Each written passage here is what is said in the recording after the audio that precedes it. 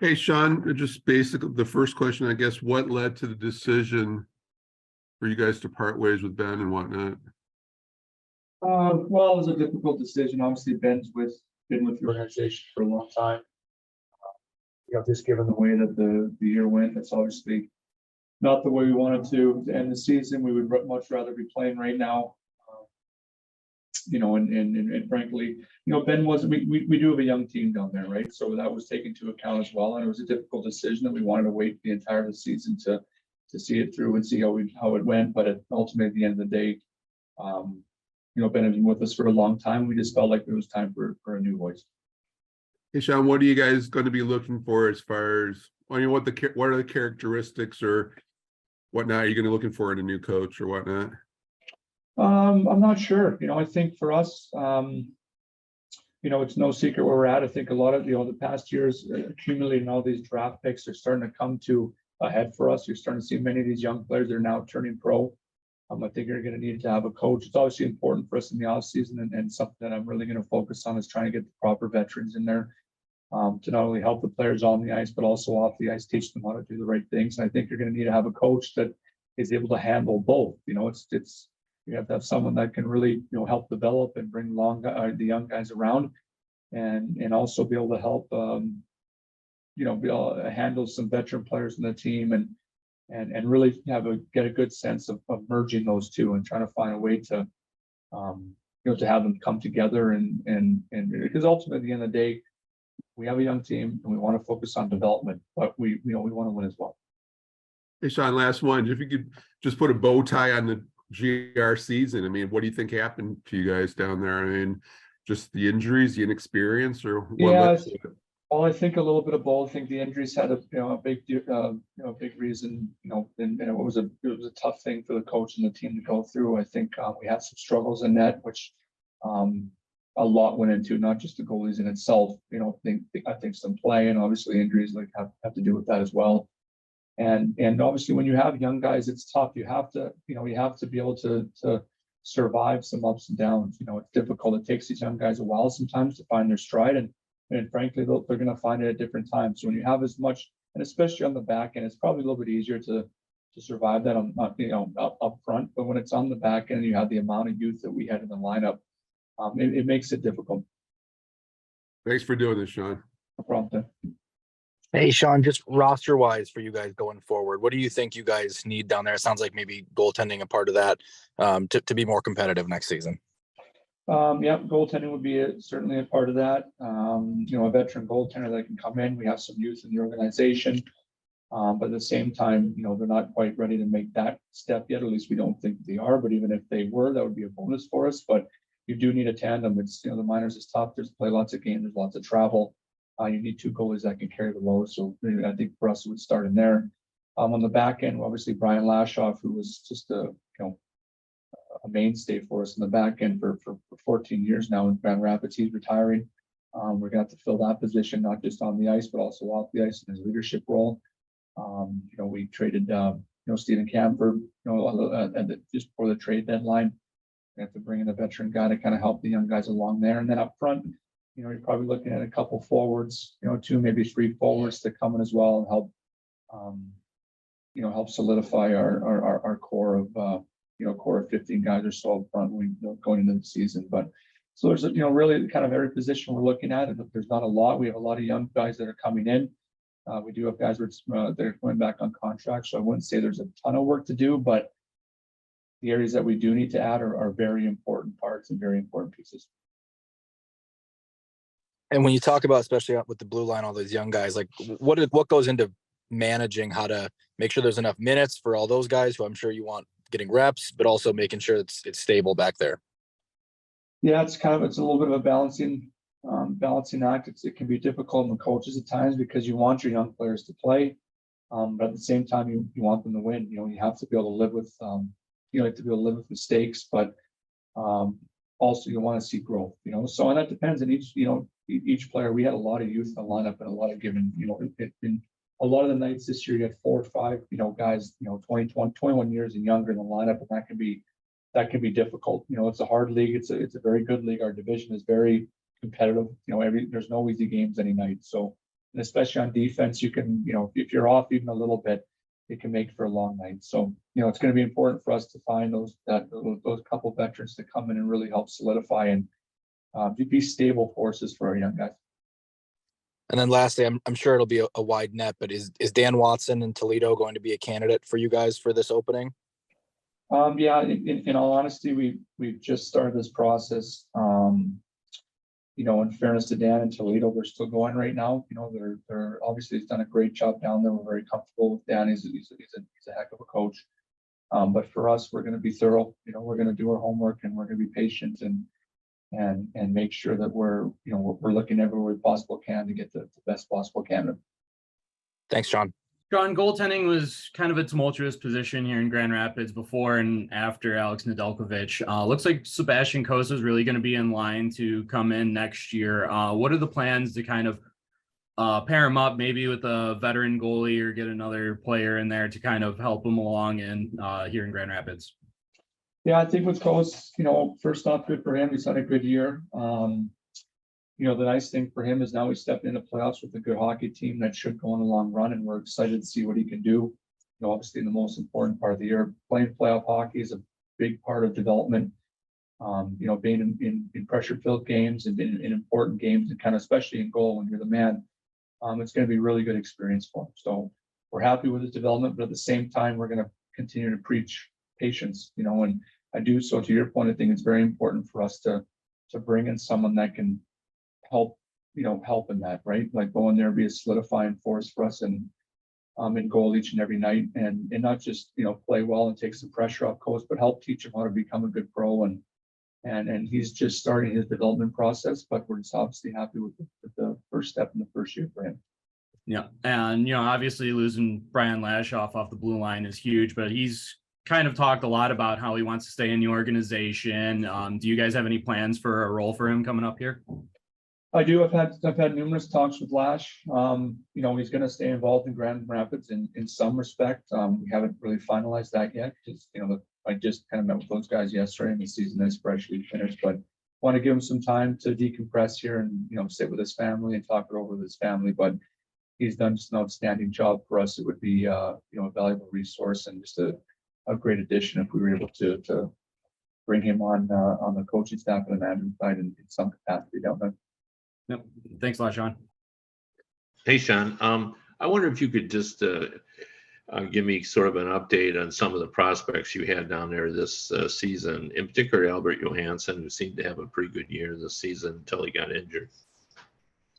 Yeah, Albert actually had a great season. I think for us, Albert last year made some adjustments to his off-season training.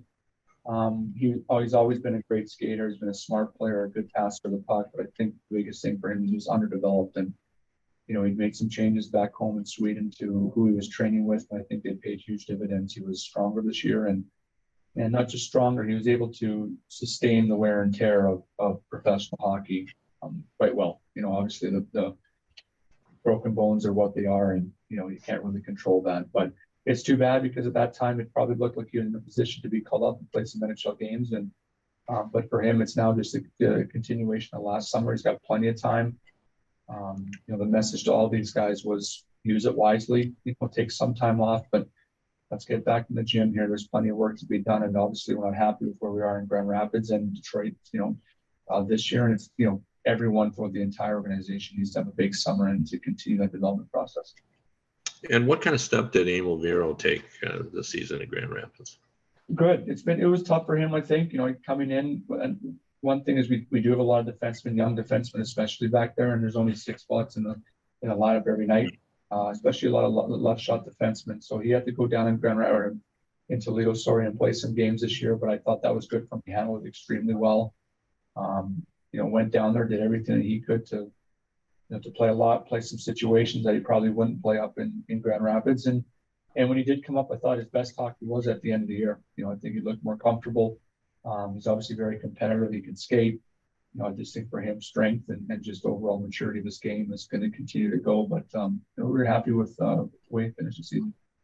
And I know Cross Hannes got off to a great start, and then he also got injured as well. But what did you see from him early before he got hurt? Yeah.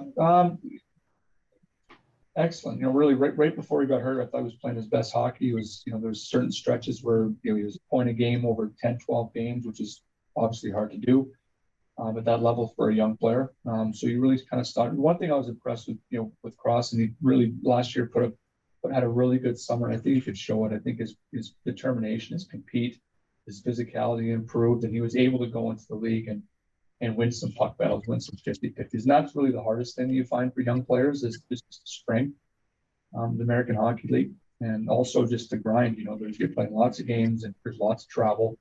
And if you're not in peak physical condition, you can really lose your legs and it can become very difficult. So the work that Cross had put in paid off. And I think that's why you kind of saw him start to play better hockey right before he got injured. So he still had a good chunk of season, but it's really too bad because I think he was just starting to find his stride. Yeah, and organization needs some right shot defensemen, and you signed Tuomisto recently. Do you look for him to go to Grand Rapids next season? Yeah, we do. Yeah, we signed him with the idea of him stepping in at Grand Rapids. Antti's a guy that's, he's taken maybe a little bit longer to get over here than some, but not in a negative capacity. I just think he's a big kid and he was underdeveloped and he as well needs some time. And I think last year you really saw him take a step forward in his development in Finland. He played, very meaningful minutes, big minutes, and did very well in that league. So we're hoping he can come in and really step in right away and fight and win a position on that back end and be good for us right after that. Thank you. Hi, I kind of wanted to call back on something that you said earlier along about Ben Simon along the lines of that you wanted to wait and see the entire season through. Was his job kind of in flux leading up to this, or was it just because it was renewal season? No, yeah, it's just, it was renewal season, right? For all of our coaches, their contracts were all up. So, it's safe to say none of them got fired, just none of them got renewed, and I think I wanted to, like I said, I've been with Ben for a long time, since I started this job. My first part of it was development, and I was the coach at the time. So he's given a lot to the organization. He's won a championship with them there. And I thought it was fair to all those guys down there because they're all, very hard workers. They're prepared. They faced some tough situations in the last couple of years as well. With all, with fairness to all of them. So I just wanted to give them a chance to see what they can do over the entire season or the entire length of the season with the lineup that we had down there. Yeah. And what was the kind of reasoning behind not renewing the bulk of the coaches? Just a new voice, the same kind of thing I touched on earlier. I think, with Ben, he's been here a long time, and with a lot of the players in the locker room, especially the older guys that have been here with us, it's all they know. It's the only voice that they've heard from. And an 8-year stint and 5 as a head coach is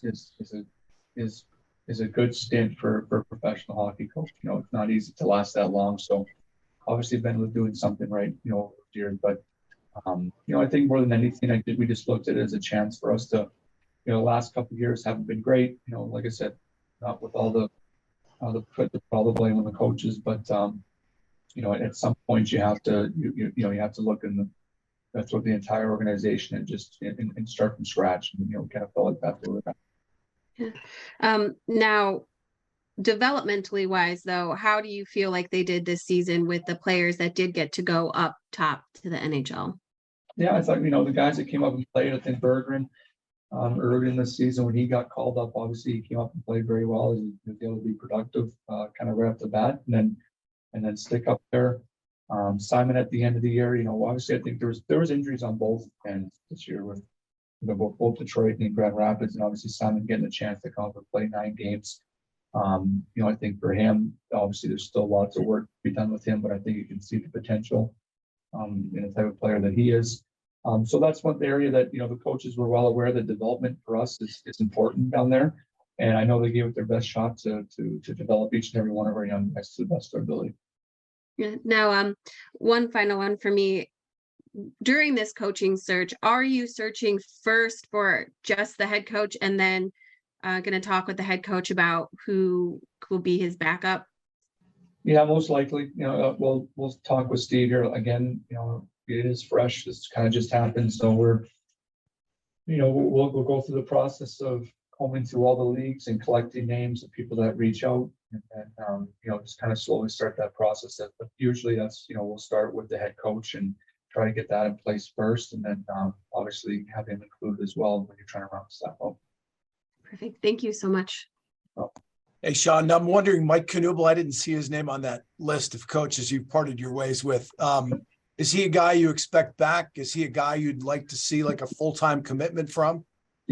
Yeah, that's kind of what Mike has been up to this part, is kind of a part-time guy for us. So I want to have some conversations with Mike. Obviously, he's been in the organization a long time, both as a player on a part-time kind of area.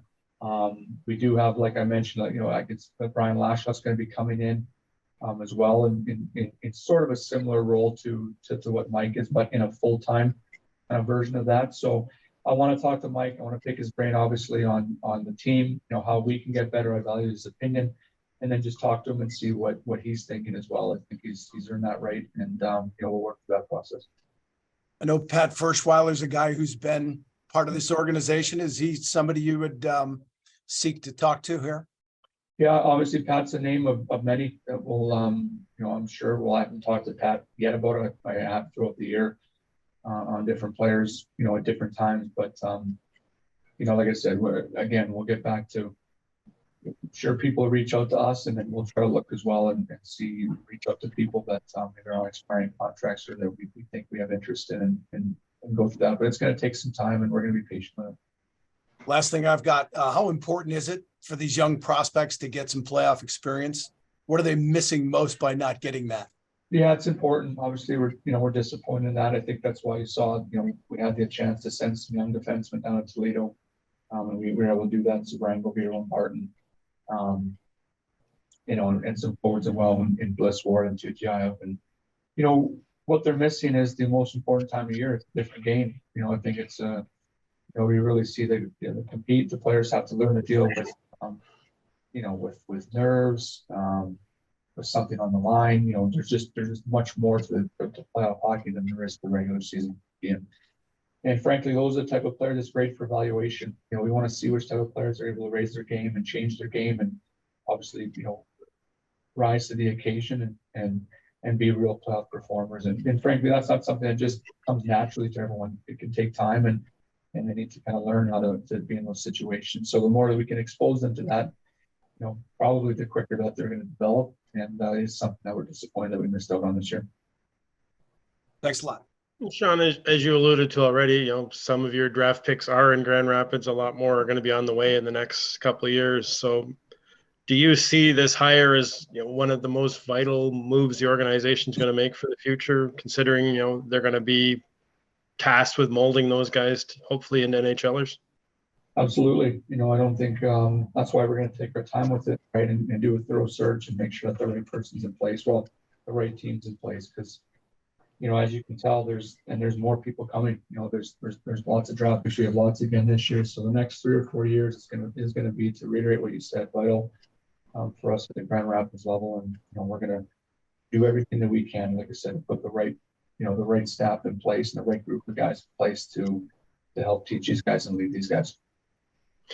I've talked to a lot of coaches over the years who've coached in the AHL, and they consider it to be one of the most difficult challenges for a coach because there's so many variables. And you've mentioned development and winning, and then players going up and down, and things changing on a dime. That's, I assume, going to go into your search. Is it important that whoever you bring in has some AHL experience? I'm not sure. I don't think we're going to pigeonhole ourselves strictly to that. I think we're going to go through all the candidates and just, when you start talking to these people and start talking to people that they've worked for or worked with before, and you get a real sense of who they are as a person, and you have to listen to what their philosophy is and their sense of how they like to coach the team, and certainly for the head coach, how he envisions his relationship with his assistant coaches. So there's a lot that goes into it. So it's not just necessarily the type of experience they have. It's kind of what their vision is also going forward. And really, we're going to want to hear, we're going to have a pretty clear picture of what the team's going to look like. And so more than anything, we want to hear, what their plan with this specific team would be and what it would look like. Thank you. Hey, Shawn, something that's been kind of noticeable, at least I heard from a couple people up in Detroit, is that the coaches were kind of put back by the guys that got called up from Grand Rapids that had to, kind of learn the system that they're playing up with the Wings a little bit. Is this next coach going to be kind of a guy that you want to work with Coach Salon up top to kind of have similar systems so when the guys get called up that they're ready to go? I guess it's a certain philosophy. I've been kind of involved on both sides of it. I have talked to kind of Newsy about that, and he's been involved on both sides of that as well. I think really that's not an answer that we could, or that's not a question that we can give you an answer to right now until we really know who that coach is, what their philosophy is. I think it makes it easier, certainly on players, when they do get called up, if they kind of have a good idea of what the system is in place. But I don't know how I feel about that. I think it's difficult because, frankly, I think a good coach builds their system around what they have to work with. And if you don't have, if both teams aren't built similarly, I'm not sure, if it's fair to make the head coach in the American Hockey League coach the same way if it doesn't fit with the team that he has in place there. So, I mean, that's only my, I haven't put that much thought to it at this point. Obviously, that'll be a discussion with Steve to have organizationally, but I guess we'll deal with that and think about that once the staff gets put in place. Okay. For all the players that have come from Grand Rapids this year and played in Detroit, Simon obviously being one, Berggren, how many guys are we expecting though to start next season in Grand Rapids, or is it too early to tell? Yeah, it's much too early to tell. I think at the end of the day, that's going to depend on how well they play. We can't sit here and project right now. We've had some young guys that came in and looked pretty good. I know Steve is going to, do his best to add to the lineup and get better. It's no secret we need to get better in Detroit as well. And so we don't even know what that lineup looks like either yet. So it's very early to speculate on which young guys are going to be in that lineup or even be in a position to battle for a lineup next year. Steve mentioned last week during media availability, I think it was on Friday, talking about how that he feels responsible, and he mentioned you as well, feeling responsible for the Griffins missing the playoffs again. How important is it for this team to be back on the winning track, to be competitive in the playoffs, as well as developing these kids to go from the American League to the NHL? Yes, it's a two-pronged goal for us. And that was where it does get disappointed. Obviously, I take full responsibility for that. But Steve is exactly right.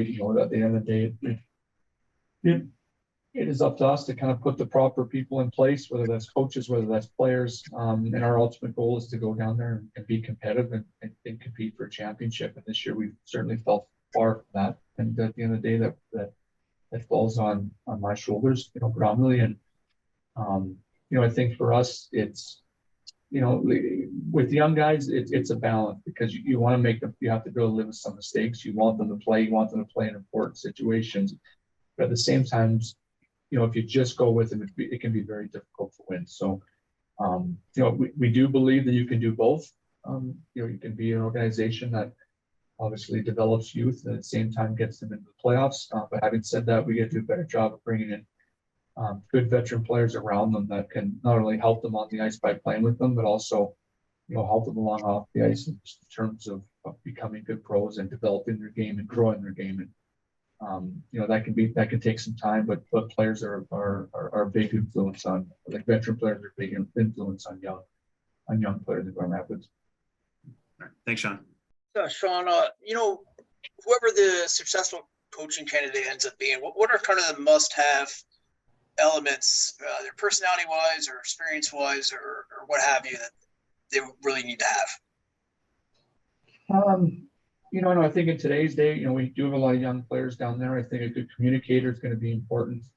I think there needs to be a clear message for a lot of these young guys when they step in, coming from junior, from college, from Europe. Structure is really something that they need to work on. I think for any young player, until you really get to pro hockey, you don't realize the value of structure. And so when you have that many, if you can just kind of, if you're a veteran team and you just kind of put the odd young player in, they can kind of be carried around by all the veterans around them. But when you're putting as many as we are in, and you're relying on maybe some of them to all play, a lot of youth to play all on one line, play on a complete pair in the back end, those guys really have to, their learning curve has to be expedited, and so I think a communication for a coach at that level is important. And with communication comes, I think, personality. I think you need a coach that really, is able to communicate good with the players, and really kind of develop a friendship with them and get these players to trust them and get them to buy in like from an early time. And I think relationships is important, especially when you're dealing with young players. So, just off the bat, just thinking of maybe a couple, personality traits, those are probably two that we'd be looking for. And then just, this was your first full season as GM for the Griffins. Going through free agency, going through the whole course of the season, kind of what did you learn, and maybe what surprised you as well going through that whole journey? I learned a lot. I think having watched the team, like I said, this is my first year from start to finish, and having to watch the team and watch the league, and really get to know the American League at a much deeper level. It's just is depth. You really need depth, because you're not only do you have to survive the injuries that happen within your own team in the AHL, you have to survive the ones that happen up on the big club. And if they happen to be happening at the same time, you can really find yourself in a situation where it's tough to win. So I think depth is one thing. Leadership's another thing. I think it's important to have veteran leadership, guys that not only play well on the ice, but also do things the right way off the ice. When you have a young team like we do, it's important for them to look up to the players and their peers that are around them. It's important for us to surround them with guys that do things the right way, because they don't know, they haven't been exposed to it. And a lot of times this is their first real kind of, situation where they really face any sort of adversity, and it's just having the value of a veteran voice in the locker room that has been through it before is very important. Thank you.